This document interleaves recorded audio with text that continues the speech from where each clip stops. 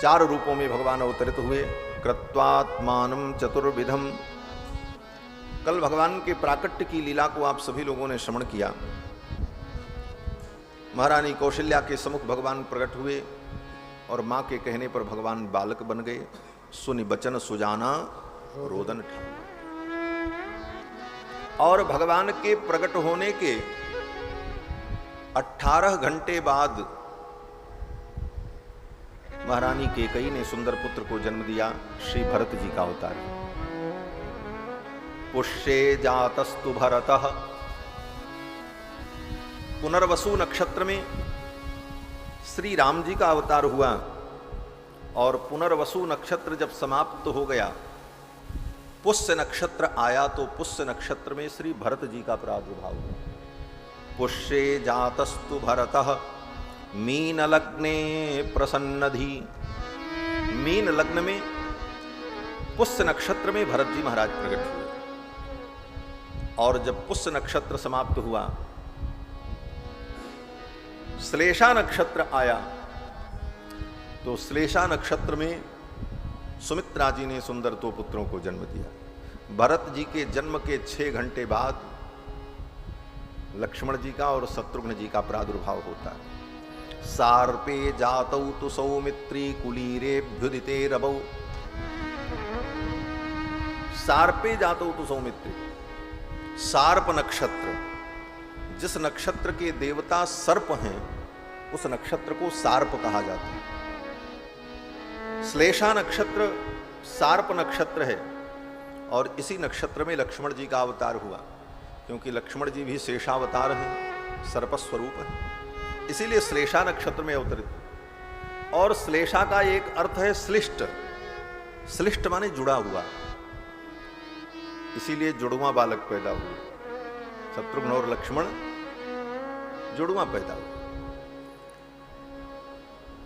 चारों कुमार प्रकट हुए। अयोध्या में अद्भुत आनंद हुआ। जगु कलम च गंधर्वा नर्तुश्चाप्सरसो गणाः। गंधर्वों ने गीत गाए, अप्सराओं ने नृत्य किया।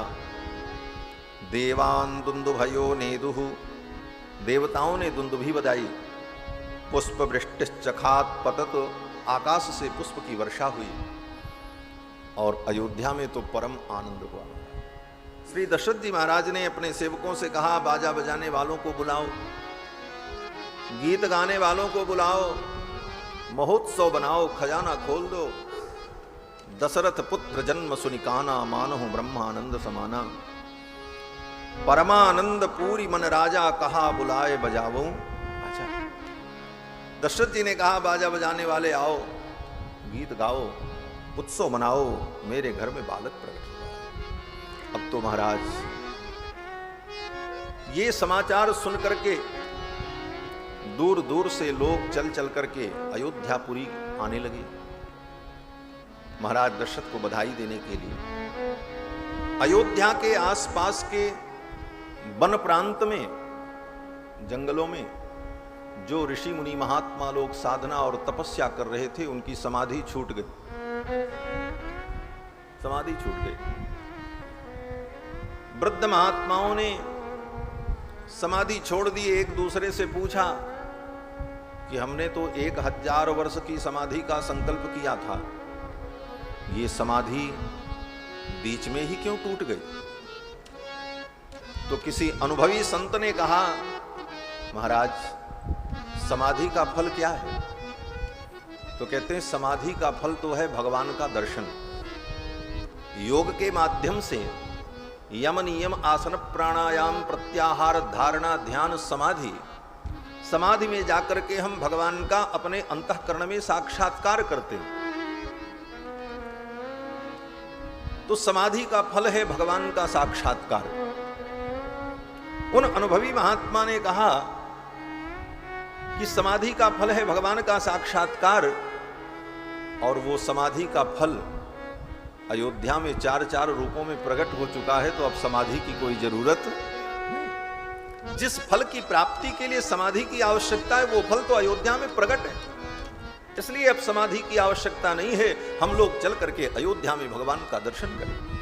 बड़े बड़े ऋषि मुनि, अमलात्मा, महात्मा, विमलात्मा लोग अयोध्या की ओर चल पड़े रामलला का दर्शन करने के लिए। दूर दूर की बधूटियों ने, स्त्रियों ने जब सुना कि दशरथ जी के घर में 4 बालक प्रकट हुए हैं, तो बधाई देने के लिए स्त्रियां अपने अपने घर से चल पड़ी। सुंदर श्रृंगार किया, मांगलिक द्रव्यों को हाथ में लिया, चंदन, अक्षत, पुष्प, दधि, दूर्वा, उपहार की वस्तुओं को लेकर के वो बधूटियां गुनगुनाती हुई अपने अपने घर से समूह में श्री दशरथ जी के महल की ओर चल पड़े। ऐसा ही चित्रण श्री गोस्वामी तुलसीदास जी महाराज करते हैं। वृंदे वृंदे मिली चरी लुगाई, वृंदे वृंदे मिली चरी लुगाई, सहज सिंगार किए उठे आए, सहज सिंगार किए उठे आए, कनक कलश मंगल भरी थारा, कनक कलश मंगल भरी थारा, गावल पे कहीं भूप दुआरा, गावत पे कहीं भूप दुआरा, वृंद वृंद मिल चली लोगाई, वृंद वृंद मिल चली लोगाई, वृंद वृंद मिल चली। समूह में स्त्रियां, लुगायां बधाई देने के लिए चल पड़ी। जैसे वृंदावन में भगवान जब प्रकट हुए तो वहां गोपियां बधाई देने के लिए जाती हैं। श्री सुखदेव जी वर्णन करते हैं कि गोप्य सुमृष्ट मणिकुंडल निष्कंठश्चित्रांबरा पथि शिखाच्युतमाल्य वर्षा, नंदालयम सबलया ब्रजतिर्विरेजुर्व्यालोल कुंडल पयोधरहार सोमाह। सुंदर श्रृंगार करके गोपांगनाएं जिस प्रकार नंद भवन की ओर जा रही हैं, उसी प्रकार से अयोध्या में आनंद हुआ। गोपियां, अयोध्या की बधूटियां श्रृंगार करके सज सज करके श्री दशरथ जी के द्वार पर पहुंची और बधाई दी, मंगल गीत गाया। हमारी अयोध्या में श्री राम जन्म महोत्सव के समय में घर घर में बधाई का गान होता है, आज भी परंपरा है। और बधाई चैत्र के नवरात्रि में प्रतिपदा से शुरू होकर के पूर्णिमा तक चलती है। कुछ मंदिरों में प्रतिपदा से लेकर के रामनवमी तक बधाई होती है, और राम जी का जन्म 12 बजे हो गया, बधाई पूरी हो गई। और कुछ मंदिरों में परंपरा है कि रामनवमी के दिन, राम जन्म के दिन 12 बजे जब प्राकट्य उत्सव हो जाता है, उसके बाद बधाई शुरू होती है और पूर्णिमा तक चलती है। 2 प्रकार से बधाई गाने की परंपरा है, और दोनों बधाई के भाव अलग अलग हैं। देखो, ये कथा, भगवान की भक्ति, ये भाव जगत का एक बहुत बड़ा साम्राज्य है। यहां नीरस लोगों की कोई गति नहीं होती, यहां तो भाव में ही सब कुछ होता है। हर वस्तु का अभाव हो, लेकिन उस अभाव में भी भाव सब कुछ सृजित करता है। भक्ति में, भगवत प्रेम में, भगवत उपासना में भाव का ही मूल्य है। केवल भाव से हमें सब कुछ अनुभव करना है, और वह भाव ही परम आनंद का स्रोत बन जाता है। इसलिए सब कुछ भाव में ही होता है। इसलिए कहा कि भगवान तो भाव में ही है। न देवो विद्यते काष्ठे न पाषाणे न मृणमय। भगवान न लकड़ी में बैठे हुए हैं, न पत्थर में बैठे हैं, न मट्टी में बैठे।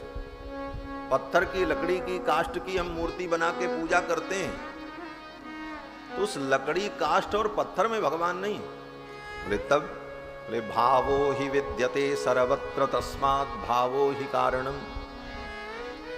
उस काष्ठ में, उस पत्थर में, उस मूर्ति में हम भावना करते हैं कि ये भगवान हैं, तो भावना ही भगवान का अनुभव कराती है। इसलिए भक्ति में तो भाव जगत का ही साम्राज्य, सब कुछ भाव में ही चिंतन होता है। तो भाव क्या है? कहते हैं कि प्रतिपदा से लेकर के नवमी तक जो बधाई गाई गई उसका भाव ये है कि ये देव बधाई है। देव बधाई माने देवताओं की बधाई, देवताओं ने बधाई गाई। तो देवताओं ने भगवान के प्रकट होने के पहले ही बधाई गा ली, क्योंकि देवताओं को पता है कि भगवान प्रकट होने जा रहे हैं। सुर समूह विनती करी पहुंचे निज निज धाम, जग निवास प्रभु प्रगटे। जब देवता बधाई गा करके चले गए तब भगवान प्रकट हुए, क्योंकि देवताओं को पता है कि भगवान प्रकट होंगे। और मनुष्यों को, बोले मनुष्य को तो पता नहीं। कोई स्त्री पुत्र को जन्म देने वाली हो तो मनुष्य को कहां पता चलेगा कि बेटा होगा कि बेटी होगी? वो तो होने के बाद पता चलेगा कि बेटा हुआ कि बेटी। तो अयोध्यावासी तो टकटकी लगाए थे कि कुछ हो तो फिर हम लोग भी उत्सव मनावें। तो राम जी का जब जन्म हो गया, प्राकट्य हो गया, तब अयोध्यावासियों ने बधाई गाई। तो वो मनुष्य बधाई, नौवीं से लेकर के पूर्णिमा तक। तो देव बधाई और मनुष्य बधाई, दो प्रकार की बधाई आज भी हमारी अयोध्या में परंपरा से गाई जाती है। और जहाँ राम जन्म के समय बड़े आनंद से लोग बधाई का गान करते हैं। तो आइए अयोध्या की एक बधाई हम सब लोग श्रवण कर लें, प्रसंग है, फिर आगे की चर्चा करेंगे।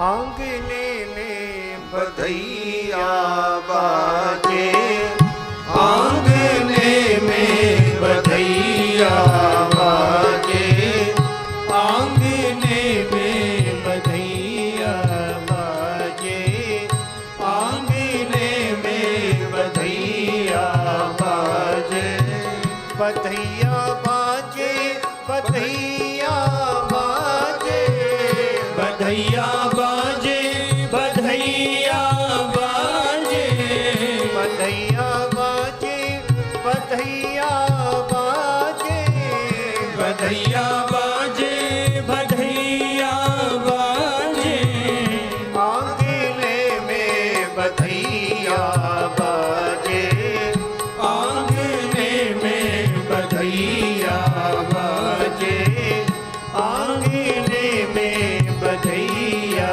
बाजे। चंद्रमुखी मृग नैनी अवध की, चंद्रमुखी मृग नैनी अवध की, चंद्रमुखी मृग नैनी अवध की, चंद्रमुखी मृग नैनी अवध की। तोरत कानन, तोरत कानन, रागने में बधैया बाजे, आंगने में बधैया बाजे, आंगने में बधैया बाजे।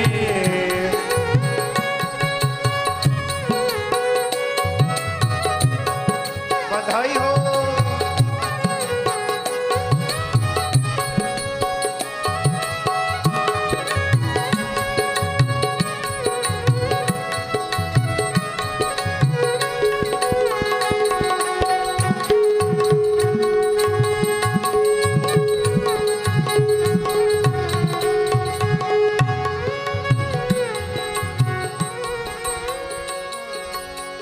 प्रेम भरी प्रमोदागन नाचे, प्रेम भरी प्रमोदागन नाचे, प्रेम भरी प्रमोदागन नाचे, प्रेम भरी प्रमोदागन नाचे।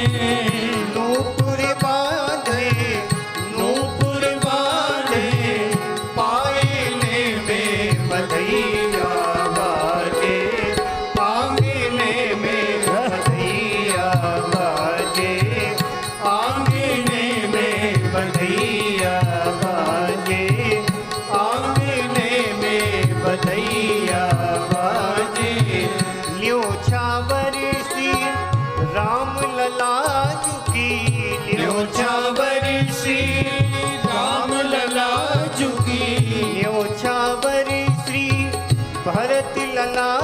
जुगी न्योछावर श्री भरत लला जुगी न्योछावर श्री लखन लला जुगी न्योछावर श्री लखन लला जुगी न्योछावर श्री शत्रुघ्न लला की न्योछावर श्री शत्रुघ्न लला की न्योछावर श्री चारों लला की न्योछावर श्री चारु लला की नहीं को लाजत नहीं को लाजत मांगले में बधैया बाजे आंगले में बधैया बाजे आंगले में बधैया बाजे आंगले में बधैया बाजे सिया अली है कौतुक देखत सिया अली यह कौतुक देखत कौतुक देखत कौतुक देखत कौतुक देखत कौतुक देखत सिया अली है कौतुक देखत सिया अली यह कौतुक देखत बीती रजनी जागने में बधैया बाजे आंगने में बधैया बाजे आंगने में बधैया बाजे आंगने में बधैया बाजे बधैया बाजे बधैया बाजे बधैया बाजे बधैया बाजे बधैया बाजे बधैया बाजे बधैया बाजे बधैया बाजे बधैया बाजे बधैया बाजे बधैया बाजे बधैया बाजे बधैया बाजे बधैया बाजे बधैया बाजे आंगने में बधैया बाजे आंगने में बधैया बाजे आंगने में बधैया बाजे आंगने में बधैया बाजे आंगने में बधैया बाजे आंगने बोलो श्री राम लला सरकार की जय जय जय सीताराम। भगवान श्री रघुनंदन के जन्म महोत्सव के अवसर पर कई दिनों तक आनंदोत्सव चलता रहा। जिस दिन अयोध्या में भगवान का जन्म महोत्सव मनाया जाता है, गोस्वामी तुलसीदास जी महाराज कहते हैं, ब्रह्मांड के 68 करोड़ तीर्थ उस दिन अयोध्या में उपस्थित रहते। राम जन्म महोत्सव के अवसर पर, राम जन्म के अवसर पर पूरे ब्रह्मांड में 68 करोड़ तीर्थ जो हैं, वो सब तीर्थ अयोध्या में उपस्थित होते। और उस दिन जो व्यक्ति अयोध्या में भगवान का दर्शन करे, पूजन करे, ब्रह्मांड के 68 करोड़ तीर्थ में जाने का जो फल है, वो फल अयोध्या में ही प्राप्त हो जाता है।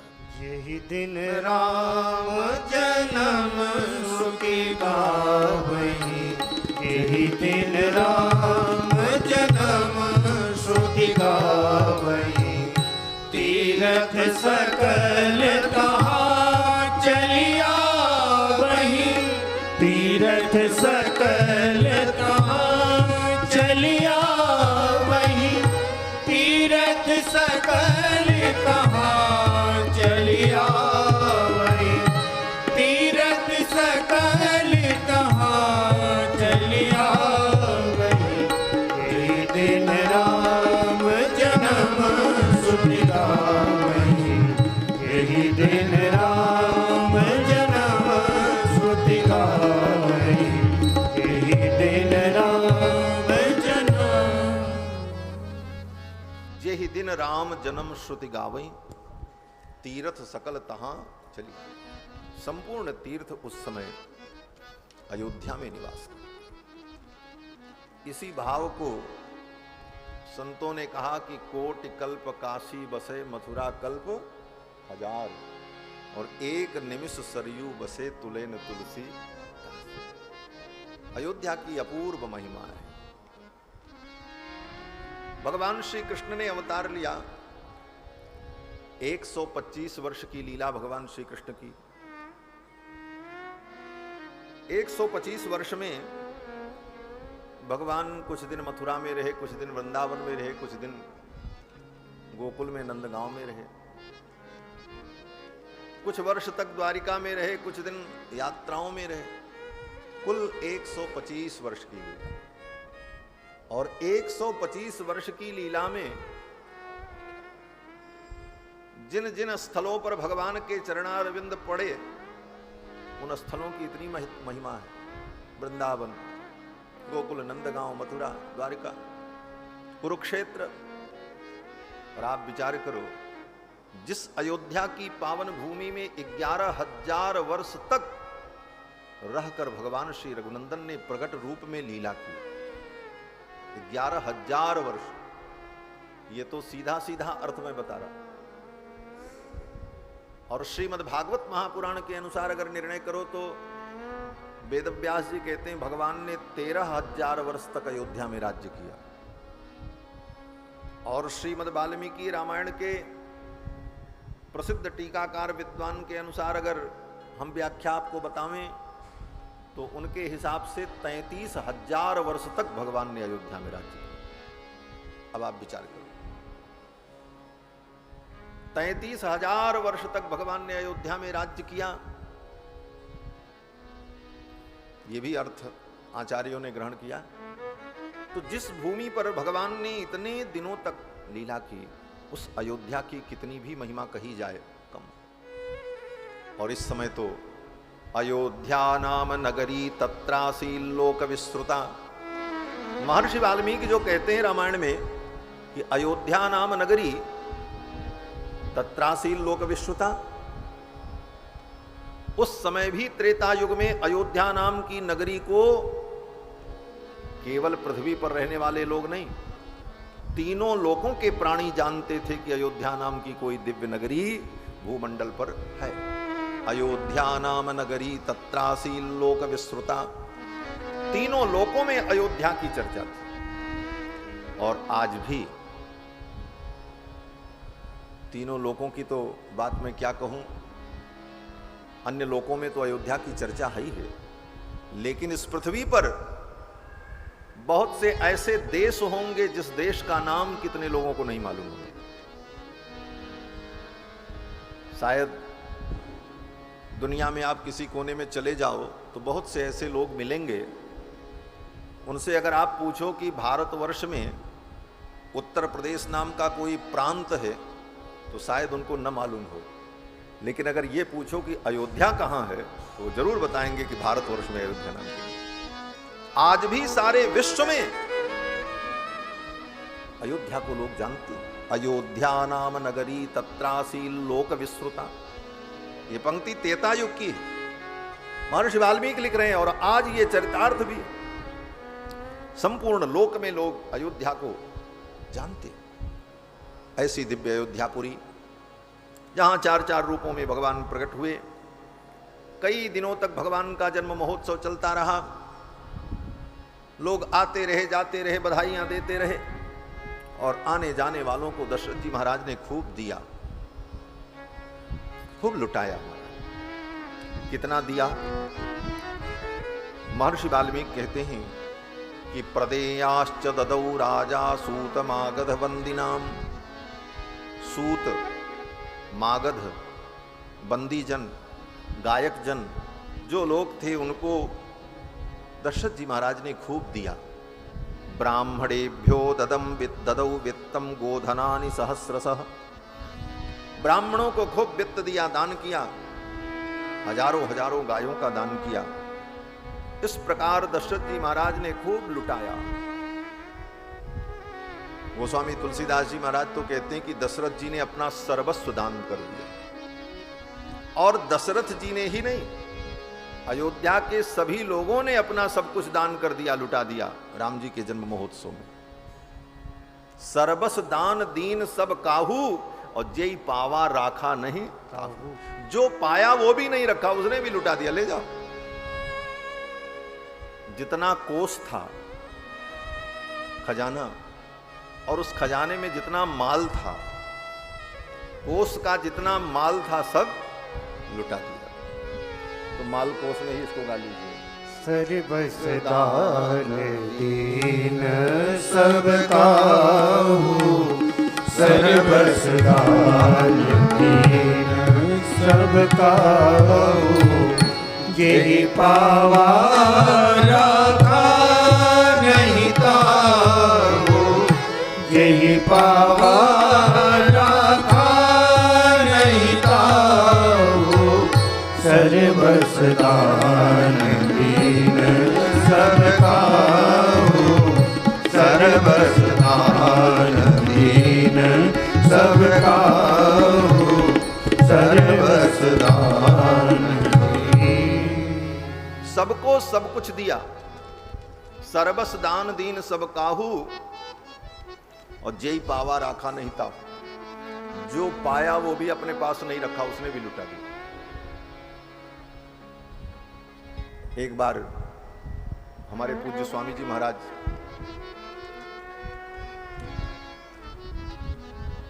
अनंत श्री विभूषित वैकुंठवासी अयोध्यानाथ मंदिर के पूज्य स्वामी जी महाराज, जिनके चरणों में बैठकर हम लोग बचपन में कथा श्रवण करते थे, पूज्य स्वामी जी से हम लोगों ने पूछा कि स्वामी जी एक शंका होती है। बोले क्या? बोले जब दशरथ जी ने सब कुछ दान किया, सर्वस दान दीन सब काहू, सबको दिया, और जेई पावा राखा नहीं ताहू, और जो पाया वो भी अपने पास नहीं रखा, उसने भी दूसरे को दे दिया। तो इतनी संपत्ति जो लुटाई गई वो गई कहां? भाई दशरथ जी ने तो सब लुटा दिया।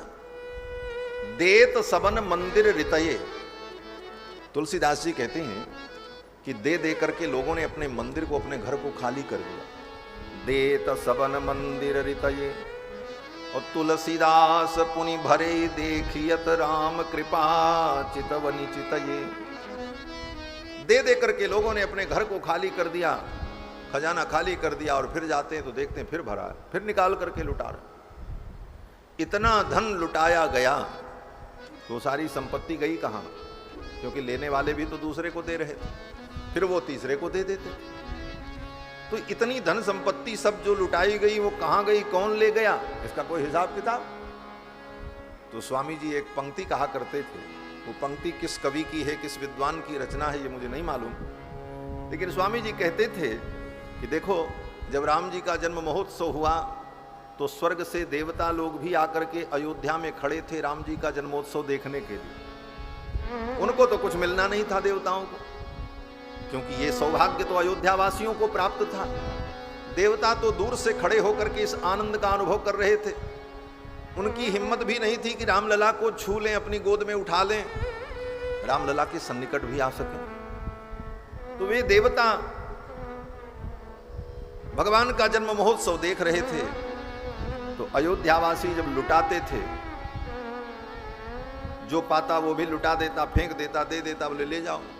तो देवता लोग सोचते थे कि हमको कुछ नहीं मिला तो यही लेकर के चले राम जी की याद में। राम निछावर लेन देव हठ होत भिखारी।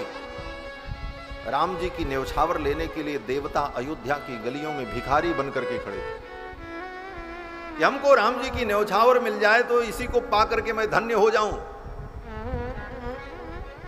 जैसे अयोध्या में बहुत दूर से आने वाले लोग आते हैं, उनकी श्रद्धा होती है तो सोचते हैं यहां से हम क्या ले जाएं, तो अयोध्या की थोड़ी सी मिट्टी ही लेकर के चले जाते हैं और अपना सौभाग्य समझते हैं। उसी प्रकार देवता लोग राम जी की न्यौछावर लेकर के अपने को धन्य मान रहे हैं। राम निछावर लेन देव हठ होत भिखारी। और ये उत्सव कई दिनों तक चलता रहा। गोस्वामी तुलसीदास जी महाराज तो कहते हैं कि 1 महीने तक चलता रहा। 1 महीने के बराबर 1 दिन हो गया। ऐसे तो 12 घंटे का एक दिन और 12 घंटे की रात, 24 घंटे का अहोरात्र। लेकिन जिस दिन राम जी का जन्म महोत्सव मनाया जा रहा था, उस दिन, वो दिन इतिहास का सबसे बड़ा दिन था। कितना बड़ा दिन? बोले 1 महीने के बराबर 1 दिन। 1 महीने में जितने घंटे हों आप जोड़ लो, उतने घंटे का 1 दिन हो गया। सूर्य भगवान अस्ताचल की ओर गए ही नहीं। मास दिवस कर दिवस भा मरम न जाना हो। 1 महीने के बराबर 1 दिन हो गया। क्यों? बोले सूर्य भगवान जब आए, मध्याह्न की वेला में जब भगवान प्रकट हुए तो सूर्य भगवान का रथ रुक गया। सूर्य भगवान विचार करने लगे, मेरे कुल में प्रभु का अवतार हो रहा है। आज मेरा कुल, मेरा ये सूर्य वंश धन्य हो गया। और भगवान सूर्य नारायण इस लीला को देखने के लिए रुक गए और रुके रहे। कब तक? बोले 1 महीना बीत गया।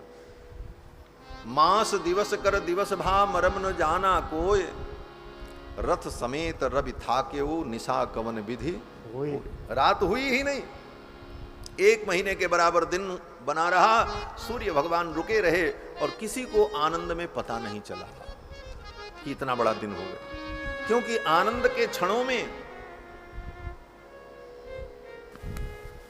कल्पक्षणता होती है। कल्पक्षणता का मतलब, एक कल्प बीत जाए तो व्यक्ति को लगता है 1 क्षण ही बीता।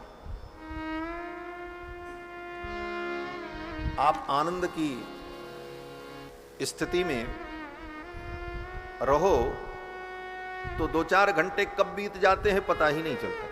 लगता अभी थोड़ी देर तो हुई हुआ। आनंद के क्षण जो हैं, आनंद में एक कल्प भी 1 क्षण के समान प्रतीत होता है, और दुख की घड़ी में 1 क्षण 1 कल्प के समान प्रतीत। कोई विपत्ति आ जाए, कोई दुख आ जाए तो 1-1 सेकंड, 1-1 मिनट बिताना कठिन हो जाता है। व्यक्ति को लगता है कि कैसे बीते, कैसे। तो आनंद की घड़ी ऐसी होती ही है कि समय का परिज्ञान नहीं रहता। 1 महीने का दिन हो गया और किसी को पता ही नहीं चला। मास दिवस कर दिवस भा मरम न जाना कोय, रथ समेत रवि था क्यों निशा कवन विधि हो। 1 महीने तक सूर्य भगवान रुके रहे। सूर्य भगवान अस्ताचल की ओर गए नहीं, चंद्रोदय हुआ नहीं, रात्रि नहीं आई। चंद्रमा बेचारे दुखी हो रहे थे। राम जी का जन्म महोत्सव मुझे देखने को नहीं मिलेगा, ये सूर्य भगवान आगे बढ़े तो हमारा भी नंबर लग जाए। तो सूर्य भगवान तो बढ़े ही नहीं, 1 महीने रुके रहे। चंद्रमा ने भगवान से कहा, प्रभु आपकी इस लीला का मैं दर्शन नहीं कर सका, क्योंकि सूर्य भगवान तो 1 महीने तक डटे रहे और मुझे अवसर ही नहीं मिला कि मैं आपकी इस लीला को देख सकूं। इस सुख से आपने मुझे वंचित कर दिया। तो भगवान ने कहा, अच्छा कोई बात नहीं, अगला अवतार हमारा होगा तो चंद्रवंश में होगा, और दिन में नहीं होगा, रात्रि के 12 बजे होगा, तब आप इस आनंद का अनुभव कर लेना। चंद्रमा ने कहा, महाराज वो आनंद मुझे 8,32,000 वर्ष बाद मिलेगा। हाँ, राम जी के अवतार के 8,32,000 वर्ष बाद कृष्ण अवतार हुआ। पुराणों के अनुसार जो कालगणना है कि त्रेता युग की समाप्ति में, त्रेता युग जब समाप्त होने वाला था तब भगवान श्री राम का अवतार हुआ, और उसके बाद द्वापर युग 8,64,000 वर्ष का द्वापर युग, और द्वापर युग की समाप्ति में कृष्णावतार। चंद्रमा ने कहा कि महाराज उस आनंद को पाने के लिए मुझे